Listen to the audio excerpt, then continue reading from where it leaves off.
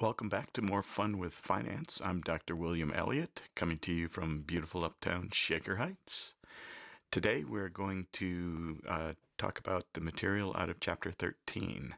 This is where we figure out what the weighted average cost of capital is. To get there, we actually also have to first figure out what is the cost of equity and the cost of debt and the amount of leverage and the tax rates. So let's put all of that together and get into the slide deck here. I'll get out of your way momentarily, and here we go. All right. So, this gives you the outline for where we're headed today. First, we're going to talk about the equity cost of capital with CAPM. We're going to look at how to estimate a beta, determinants of beta, and then we'll also look at another method to come up with equity capital using the dividend discount model. We'll look at the cost of fixed income securities, both debt as well as preferred stock. We'll talk about how to figure out the weighted average cost of capital and then do a valuation using weighted average cost of capital, and then wrap things up by talking about flotation costs. Okay. So we've assumed that we had a weighted average cost of capital in these prior chapters, in chapters 5, 6, and 7. And we didn't talk in any detail about how we got that weighted average cost of capital. So here we go. Now, they start off by talking about how the minimum cost of equity has to be the reinvestment rate when we pay out a dividend. So, in other words, stockholders can reinvest the dividend into a risky asset of similar risk to the company that we're working for, and we should be able to return at least that, if not more, when we're taking on a project for the company. Okay, so here is the market model.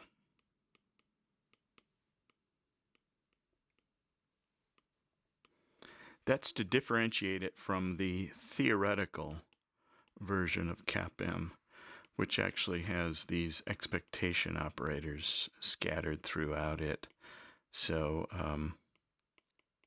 expectation of the return on the market and so forth. Ran out of space. I'm an Aggie. What can I say?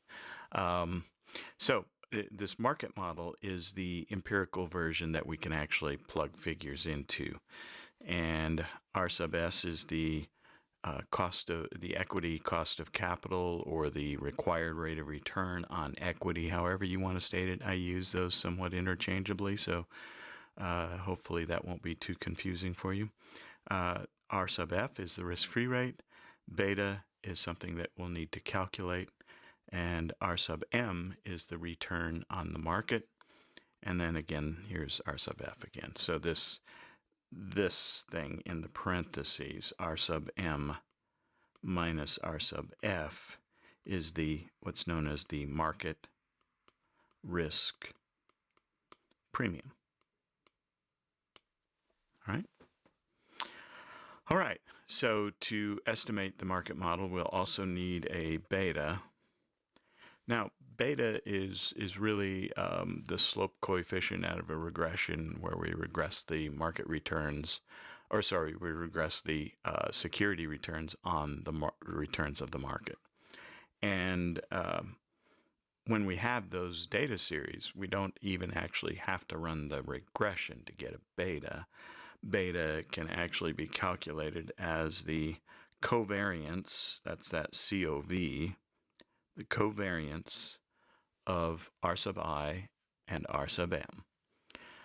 Why your authors decided to shift notation here, don't know, but R sub S up here, that's the same thing as this R sub I down here. Keep an eye out for that. Sometimes authors get a little bit sloppy on their notation, but R sub I simply means security I, returns on security I. R sub M means returns on the market. And what we have is a whole series of returns. So we might have 1, 2, 3, 4, up to, say, 60. And then we've got R sub M, and we've got R sub I. So we've got all of these returns lined up here.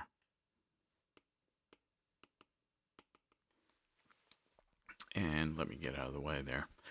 So the what we're doing is, we look at the return on the market in period 1 relative to the return on security I in period 1, and the return on the market in period 2, return on security I in period 2. And that's the series that we would calculate the covariance on. Now, when we scale that by the variance on the market, we've got beta. Now, we don't have any estimates of how good a beta that is, how different from zero it is, but we've got a beta. Another way of writing this is to use this notation where we're using the Greek symbol sigma. So sigma sub I comma m means the same thing as the covariance of R sub I and R sub m. And sigma squared sub m means the variance on the returns on the market. Here's an example. We're already given the beta.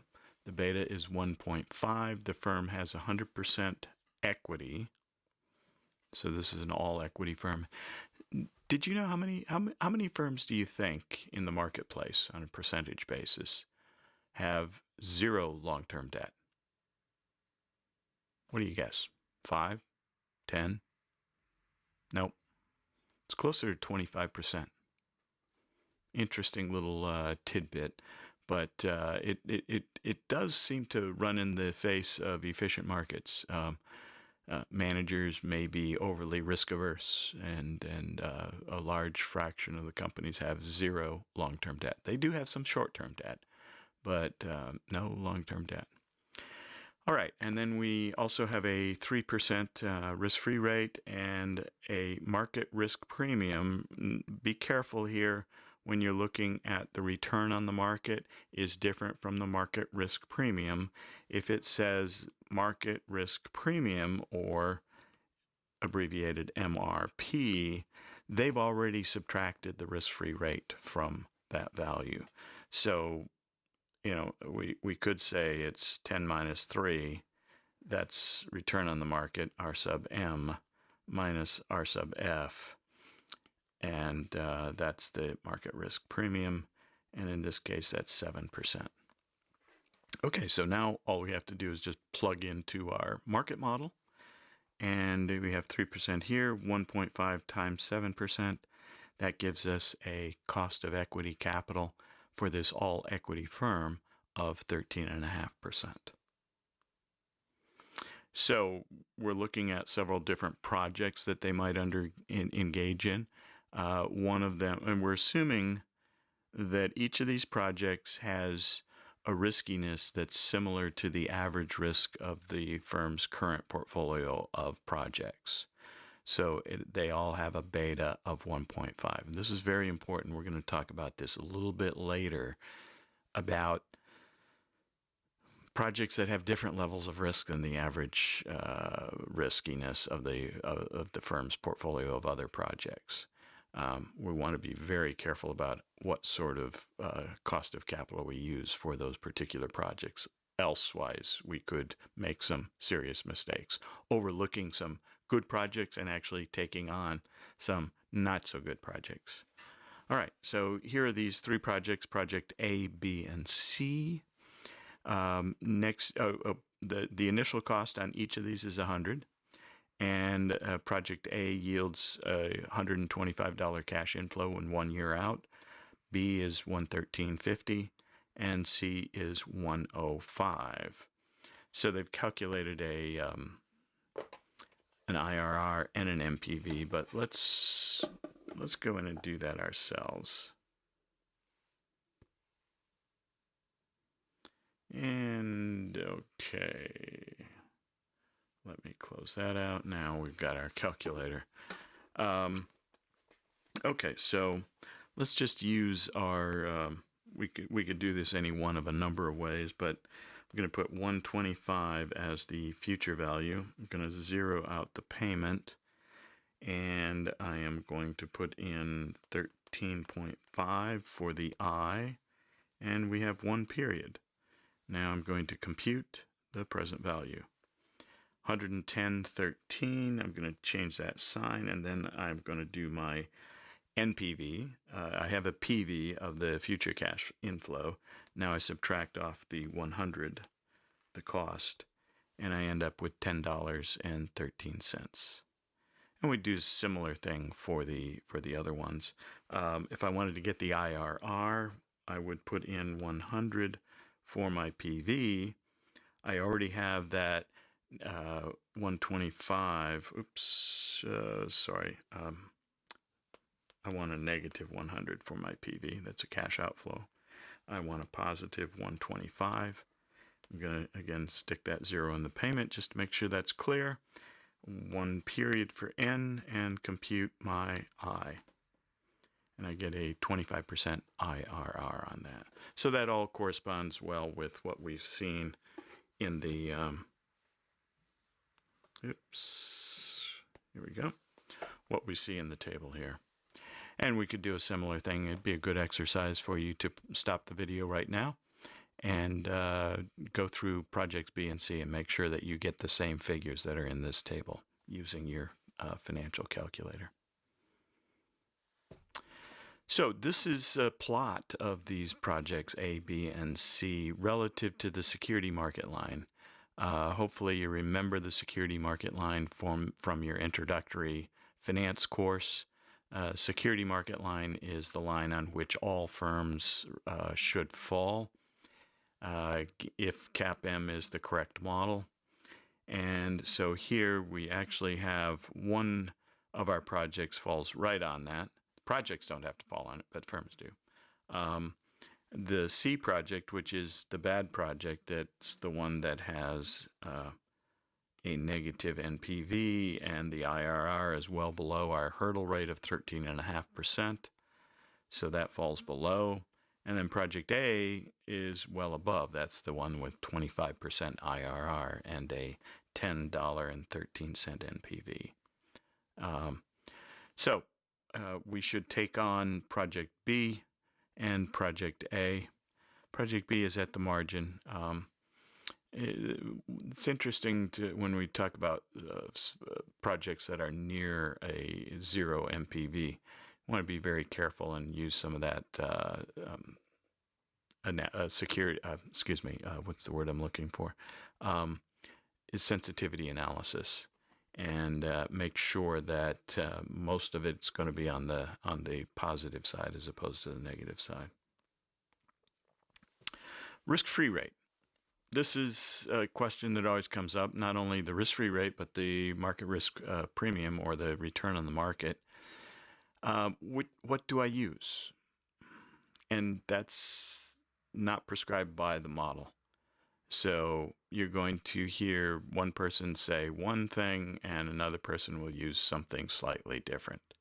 So what your authors suggest is that obviously treasuries are close proxies for risk-free rate. They have no default risk in them inherently, except when we have some presidents, George W. Bush, Bill Clinton, both of them. So we've got equal opportunity idiots threatening to default on a U.S. Treasury security. That hurts us as a whole. All it does is increase our cost of borrowing, and we borrow a heck of a lot of money. And actually, as long as we can reinvest it at a higher return, it's fine borrowing that much money. The problem is when you have somebody who decides that they're going to attempt to press their luck and potentially default on it. But right now, heretofore, even this most recent one that we just saw, we've avoided default. That doesn't mean that the credit rating of the U.S. is sterling, because the last time this happened, some of the credit rating agencies downgraded the U.S. Treasuries. Anyway, back to this. CAPM is a period model. and usually looking very short-term periods, or small, monthly, quarterly, yearly. However, projects have long lives, so average period rates need to be used. The historic premium on long-term rates, that's 20 years, 25 years, over short-term rates has been on the range of 1 to 2%. Meaning, let me give you an example. Suppose that the 20-year rate is 8%. Well, that means that if the short-term rates have been 1 to 2% below, that the short-term rates would be 6%. So the risk-free rate that we'd be using in the CAPM could be estimated as 2% below that 20-year treasury. All right, that's one method, and we'll adopt that for the class. All right, so another method that's presented is using the dividend discount model. All right, and you might think, gee, how can I use that? That's not CAPM, and CAPM is what we should be using. Well, turns out actually that the dividend discount model, the rate in that dividend discount model, is the same rate as what we get out of CAPM. So one way to do this, if you'll remember the dividend discount model, it's written like this: D1 divided by R minus G.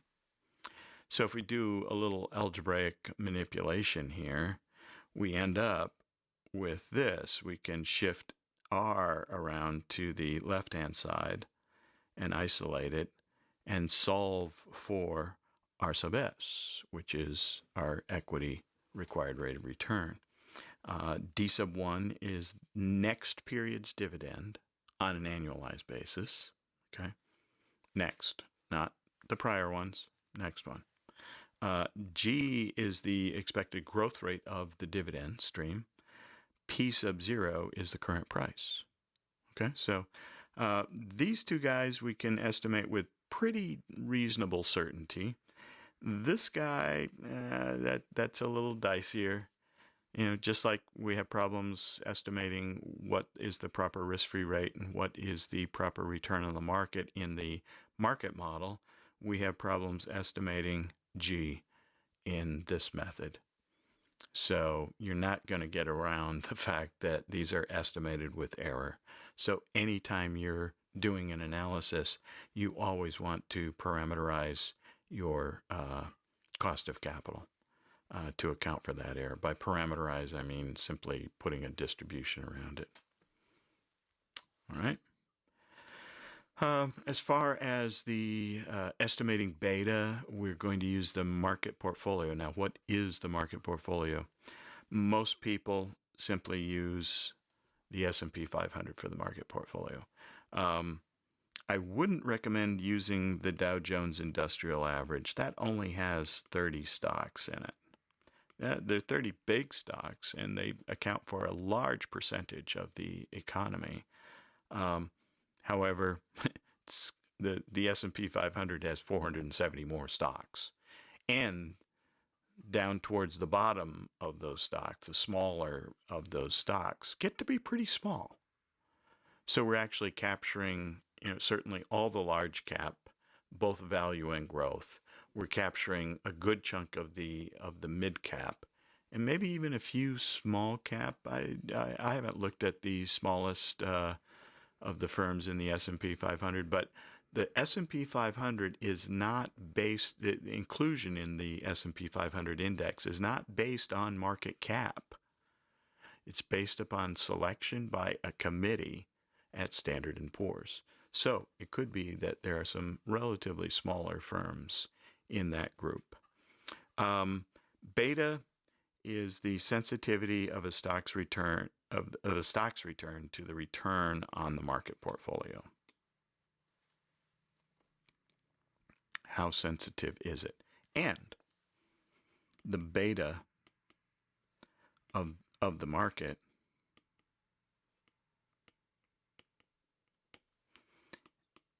is defined as 1. Right? So here is that formula that we just looked at before.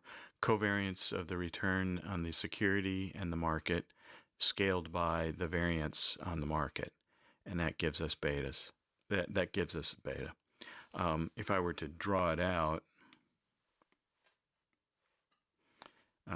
we have the R sub I here, R sub M on the x-axis.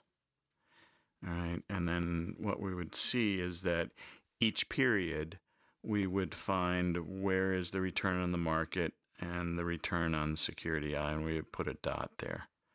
And what we would find is when we plot a bunch of these, that we get a scatter like this. And then that covariance of the two returns scaled by the variance of the market return actually is the slope that minimizes the squared error from the line between each of the observations, the sum of the squared errors of each observation from the line. So we look at this, all of these. We get all of these, and we measure that. We look at that distance, we square it, and then we measure this one. We look at that distance, we square it. We add all of these guys together. And we're looking for the line that best fits, that minimizes that sum of squared errors. So if I were to draw another line like this, obviously that would not be a very good fit, because I've got some guys that are way out of here, and I've got others over here that are, and notice it is a vertical line. So that's not a very good line. If I were to plot this line, that would have similar problems. So this line, the blue line, is my correct line. So that's what that covariance over variance does. You could run a regression, and in Excel there's a regression function. It's very easy to run a regression. In fact, my preference is to run the regression. You might ask why. Well, the answer is that not only do I get the beta coefficient, but I also get an R squared, and I also get a t-stat and a p-value on the beta, on the slope coefficient. So I have a better sense of, is what I'm getting statistically significant? That test, that p-value is telling me, is this line, this blue line right here, is it statistically different from 0? Now this one looks like it is, but we'd have to run the data and check it. We can't eyeball this stuff. This does not work with ocular statistics. So that's a lot of extra information that I bring to the table when I do that. So, all right, so some problems with beta. Betas are thought to vary over time. The sample size may be too small. Why is that? I mean, if you got a company that's been around 30 years, you've got at least 30 annual observations, and if you made it quarterly, you've got 120. If you did monthly, you've got even more. So the reason, though, is that, is the firm the same firm now as it was 30 years ago? If the answer is no, I can't go back 30 years. I can only go back to the point in time where that firm is different. And then I go 1 year forward of that, and that's now the same firm as it is today. And I can use that period of time. So maybe it's only the most recent 5 years or 10 years. Whatever it is up to the analyst to figure it out. And a good analyst is going to spend a fair amount of time trying to understand their company that they're analyzing and say, well, gee, I can only go back 3 years, or I can only go back 4 years in order to have sufficient observations 4 years in quarterly data only gives me 16 observations. That's not much. What if I go to monthly? Okay, I've got 48. That's sufficient. But here's a problem. I have what's known as the span versus frequency problem. Span is that 4-year period, or 10 years, or whatever it is. Frequency is what's the size of the increment that I'm looking at over that span. Yeah, I could go minute by minute and I'd have plenty of observations, even in 2 years, or 1 year, a month. Minute by minute, though, is not going to give me a very good estimate. So there's typically some kind of moderation here. Most analysts are not going to look at dailies. They might look at, some will look at dailies, but weekly, monthly, and quarterly are the three most common. You could use dailies. As a researcher, I use dailies in some situations where I need to, but in fact, here's the real truth. Probably ought to look at all of them. I've done some security analysis where students have analyzed the firm and looked at both weekly, monthly, and quarterly. And the weekly was statistically significant and positive. The monthly turned out to be 0, and the quarterly turned out to be a negative and statistically significant betas. So you better look at all of them. It's part of it is a smell test, right? Is this company look like it's got a beta of 0.3? Or, is it riskier? 0.3 is pretty low. So the market, remember, the market beta is defined as 1.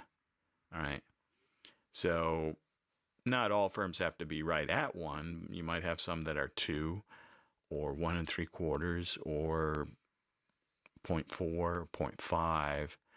But if you start getting some weird looking numbers, you better recalculate your beta.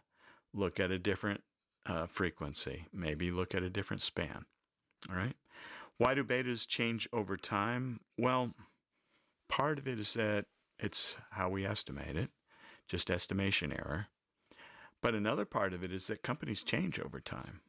So if we take too long a span and we don't account for the change in the company, we could run into problems. Betas are also influenced by not only financial leverage, but business risk. Right? Well, that business risk and financial leverage is also what's causing that to vary over time. So if I change my debt structure, if I start off with 0 debt and then I move it up to 30% debt, that's going to change my equity beta by a lot.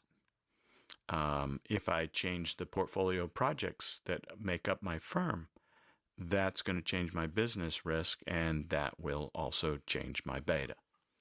Let me get out of the way here so that you can see this a little better. Problems 1 and 2 can be moderated, to some degree, but I would not increase that frequency beyond a day or below a day. Problem 3 can be lessened by adjusting for changes in business and financial risk. True. Look at the average beta estimates of comparable firms in the industry. That's a really good piece of advice right there. In fact, you could even use the industry beta, and you might end up with a better measure. Stability of beta. It changes if we change our product lines, we change our technology, if there's deregulation, and changes in financial leverage. All have an impact on beta.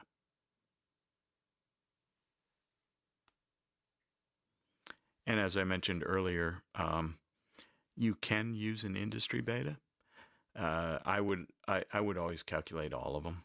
I think it's just better practice to do all of them and make sure that you really know what's going on. Determinants of beta. We've got the business risk cyclicality of revenues, operating leverage, and then financial risk, we have financial leverage. So let's look at each of these in turn. Cyclicality. Most stocks are cyclical through the business cycle. All right. Some less so, like transportation firms, utilities, much more stable. Some of them are even counter-cyclical. Now, cyclicality is not the same thing as variability. Remember, if most firms are cyclical, the market is cyclical too, right? So the firms are going to follow the market. Their betas are going to probably be closer to the market beta. Volatility is more random, right? There is no pattern. The difference between cyclicality and variability and volatility is that there is no pattern to that variability and volatility. Cyclicality, though, does have a pattern. Operating leverage. Operating leverage is the difference, the amount of fixed costs relative to total costs. It's a lot like financial leverage. That's why they call it operating leverage. In other words, let's think about this a second. Say I have a really large fixed cost component. I could produce 1,000 widgets and still not cover my fixed costs. So I'd still have a loss. Now there's a point at which that loss turns into a profit. But it's a very gently sloped line, and it doesn't take long before I drop back into that loss area. So that's financial leverage. If I had no fixed costs, if everything was variable, I would have no operating leverage. There'd be no riskiness due to fixed cost components. Here's an example that the authors show you. So here's in the red is low fixed costs and variable costs going like this. Here, this firm has higher fixed costs and variable costs are more gently sloped. But what you see is that the higher fixed costs, I misspoke earlier, the higher fixed costs have a steeper slope, not a more gentle one. So here's the line for that higher fixed costs. It just a small move over here, and we get a much bigger drop in the EBIT, as opposed to a move to this line, which gives us a reduction, but not as drastic. So that's operating leverage. And then financial leverage. Financial leverage is simply the amount of debt. And why is that? Why does that cause problems? Well, it's because whatever debt we have a interest payment that's required on that debt. And we can't forego that interest payment without risking financial insolvency. So we've got to make sure that we balance these things.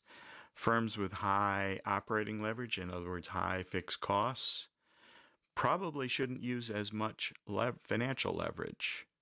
But here's the catch-22.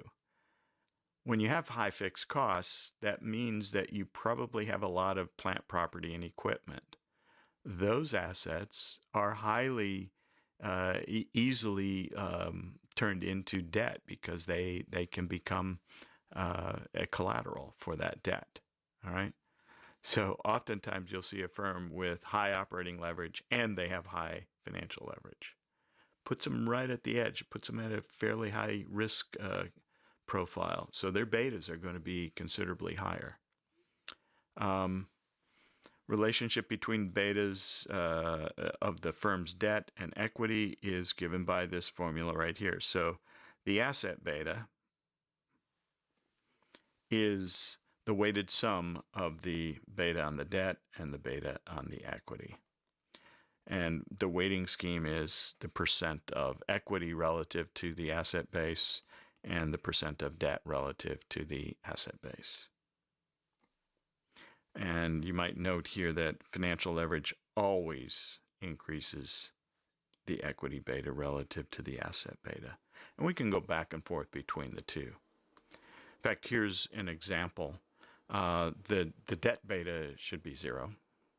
or if it's a highly rated firm, if it's a AAA rating on the firm, then we can assume the debt beta is zero or close to zero. Here we have Grand Sport Inc., an all equity finance, and has a beta of 0.9. The firm decided to lever up to a capital structure of 1 part debt, 1 part equity. Since the firm will remain in the same industry, its asset beta will remain at 0.9. All right. And we're going to assume a 0 beta for the debt. And now we want to calculate the equity beta. Well, here's the asset beta. 0 beta for debt means that that term, this one right here, that goes away. So we're just left with this guy. All right. So here it is. The weighting scheme is 1 part equity over 1 part equity plus 1 part debt. So 0.5 times the equity beta should equal 0.9. So that means that our equity beta is equal to 1.8.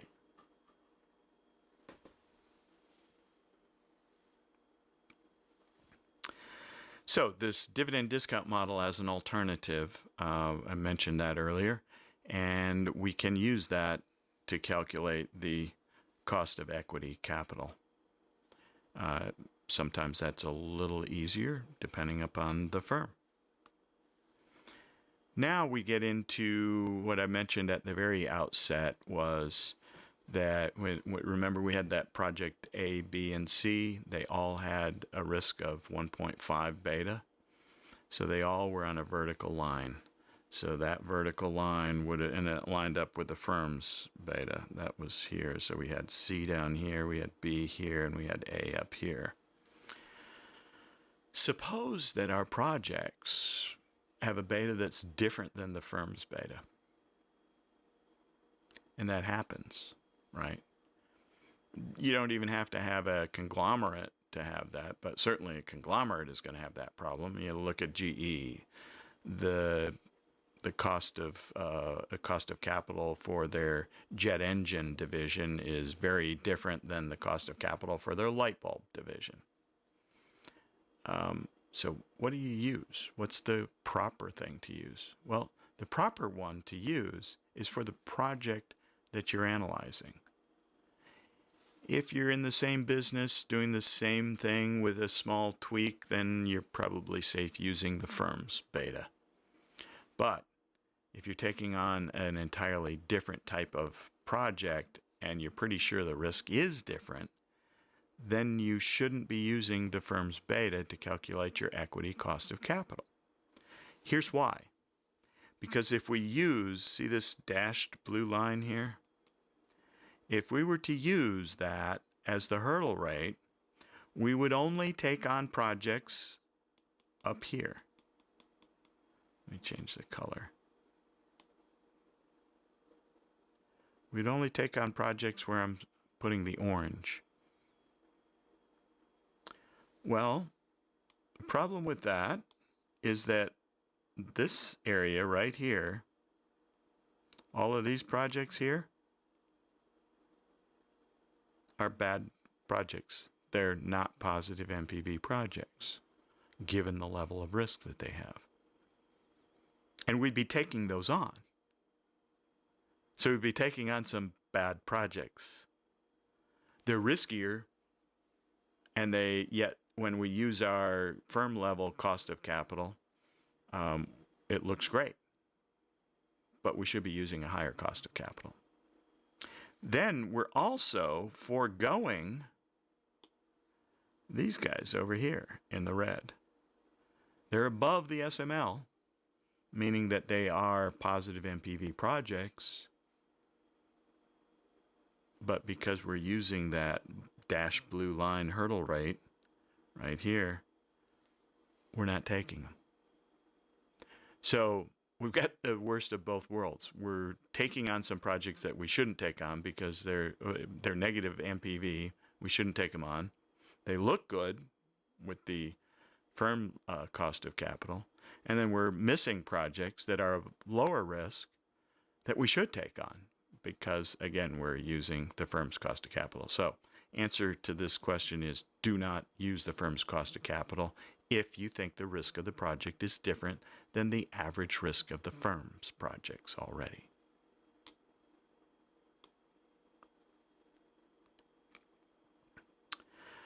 Here we have Conglomerate Company. This is an example to kind of prove the point. It's got 3 different divisions. They've got automotive, they've got computer hard drives, and electric utility. Yeah, that's definitely different. Automotive has a beta of 2. Hard drive side of the business has a beta of 1.3, and the utility has a beta of 0.6. The average of these betas is 1.3, which gives us an average cost of capital for the firm of 11.1, assuming that the risk-free rate is 2 and the market risk premium is 7. Well, if we would use that 11.1 as the hurdle rate, we would be missing some good projects and we'd be taking on some bad projects, so we don't want to do that. Suppose that we're evaluating a new electrical generation investment. And again, let me jump out of the way real quickly here. Which cost of capital should be used? Well, obviously we should be using the electric utility cost of capital. All right. And in that case, we'd be using our beta of 0.6, still use the market risk premium of 7 and the risk-free rate of 2. And now our cost of capital is 6.2.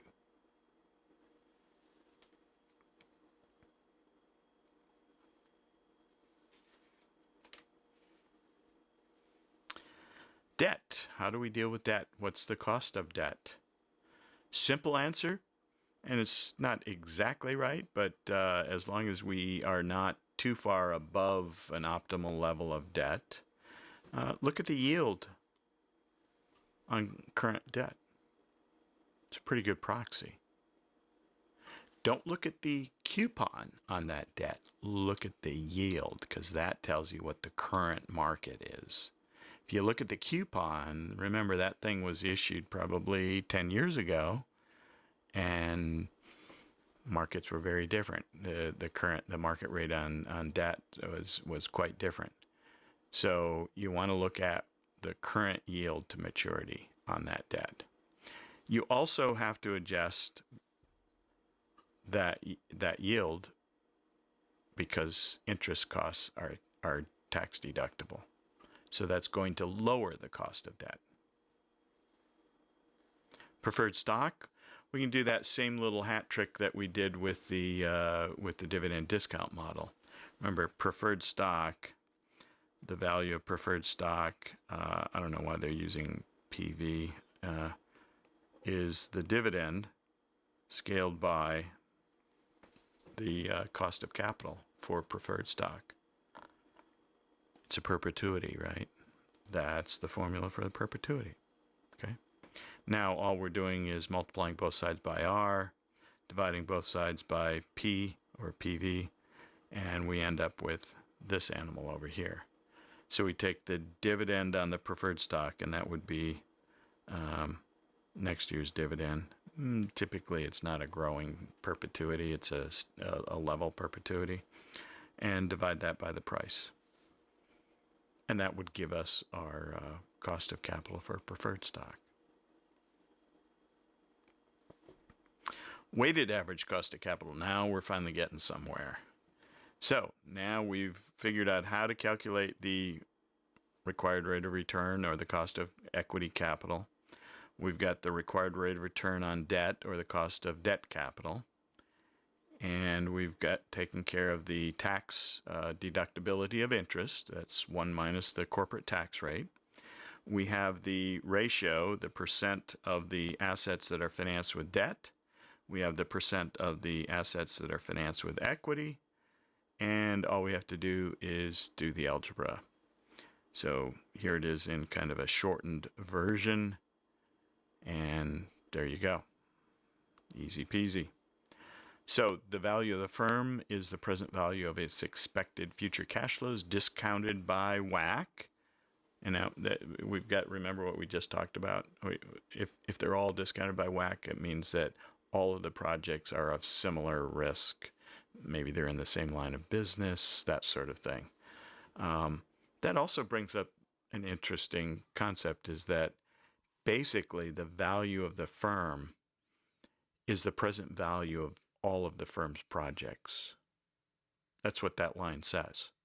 The value of the firm is the present value of, or excuse me, is the NPV of all of the firm's projects added together.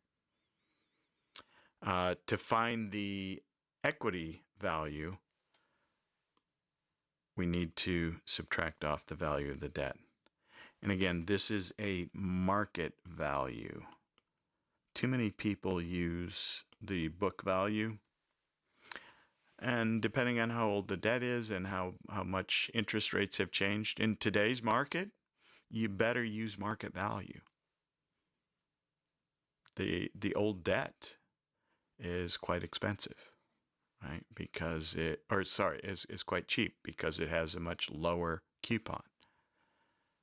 So your leverage actually has decreased for many firms. Here's a little example, and we're almost at the end of this chapter. International paper. First, we're going to estimate the cost of equity and then the cost of debt. We estimate an equity beta, and we can estimate the cost of debt by observing the YTM of the firm's debt. Then we need to weight those guys and put them all together. So here are the numbers. The industry average beta for the industry that international paper is in is 0.82, so just a little less risky than the market as a whole. We're going to assume the risk-free rate is 2% and the market risk premium is 7. So when we plug these numbers in, we end up with an equity cost of capital of 7.74. We do a similar thing for debt. We look at the yield to maturity on the current debt issued by the firm. And again, that has to be tempered a little bit, because if we have a lot of debt on the balance sheet, if we issue more debt, that debt is probably going to have to be issued at a much higher coupon rate because it's riskier. And yet, if we're below, say, an optimal leverage, then we could easily issue debt at the yield to market. But you've got to look at that a little bit. You can't just blindly pick the yield on the current debt. Debt to assets is 32%, and we know that we're at 5% here for the yield on the current debt, and we've got a corporate tax rate of 21%. So there's our tax rate, there's our rate on the debt, and here's the weighting on that debt, 0.32. 1 minus that means that we have 0.68 on the equity, and there's our equity cost of capital. So our WACC, our weighted average cost of capital for international paper, is 6.53. Okay. One last thing to talk about, and that is flotation costs. Flotation costs can be a significant component. Flotation costs is simply the expenses incurred to do an equity issue or to do a debt issue. That's also why we often see that firms will finance a new project with all equity or all debt, because there's fixed flotation costs to each of those. And if we have a bigger issue, we spread those fixed costs over more shares or more dollars worth of bonds. So it lowers the percentage of the flotation costs.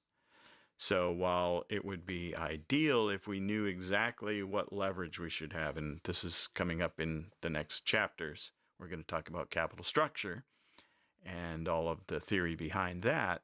But if we were able to issue, if we didn't have any fixed costs to floating equity and debt issue, we could issue equity and debt in exactly the amounts that our current leverage is if we're at an optimal. So let's take international paper. It's at 32% and 68.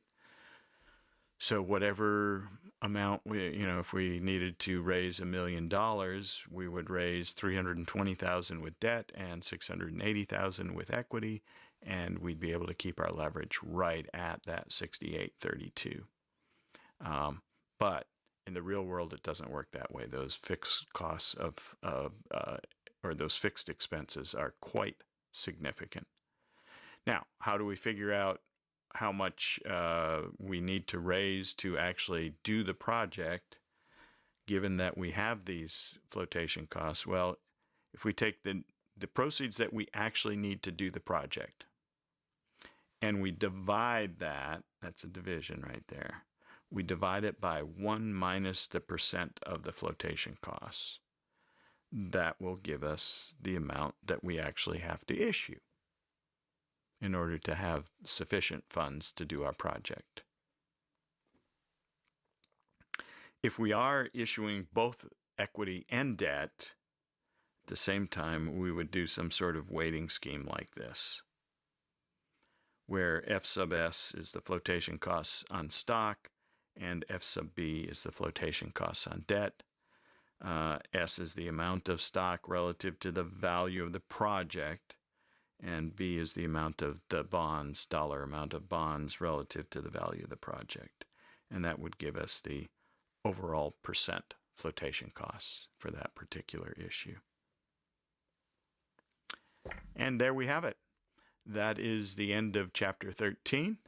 And if you have questions, again, don't forget, use that discussion forum, and I'll be checking in on that. If you are in the discussion forum and you see a question, you know the answer to that question, jump in there. Feel free to answer other people's questions. And I will get in there as often as possible too, and try to keep up with answering all of your questions about this chapter. I will see you next time. Bye-bye.